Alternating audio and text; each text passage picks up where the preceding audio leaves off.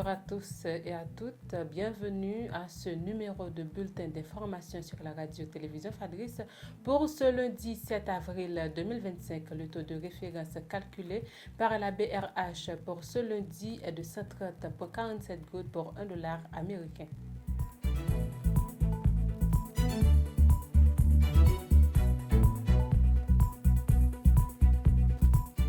Hervé Saint-Ilus, invité de l'émission Haïti à l'horizon 2054, a qualifié Alix Didier Fils-Aimé, le premier ministre le plus incompétent qu'Haïti ait jamais eu.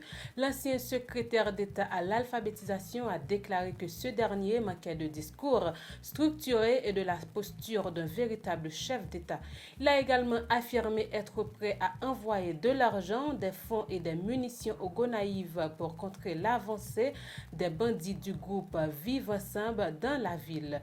Lors de l'arrestation de l'ex-député Alfredo Antoine survenue le vendredi dernier, 3 armes à feu, dont 2 fusils, plusieurs munitions, 9 téléphones portables et une radio de communication ont été saisies. Ces informations ont été confirmées par la police nationale d'Haïti le samedi 5 avril 2025 dernier. La PNH a rappelé que l'ancien représentant de Kinskov était activement recherché par la direction centrale de la police judiciaire des CPJ pour complot contre la sûreté intérieure de l'État, financement d'organisations criminelles, complicité d'assassinat et association de malfaiteurs. Le gouvernement Alix Didier Fils-Aimé a livré 2 camions de transport de troupes et 25 véhicules aux forces armées d'Haïti. Selon les sources officielles, le ministre de la Défense Jean-Michel Moïse a annoncé que des véhicules blindés actuellement en commande seront prochainement remis au FADH. À l'échelle internationale,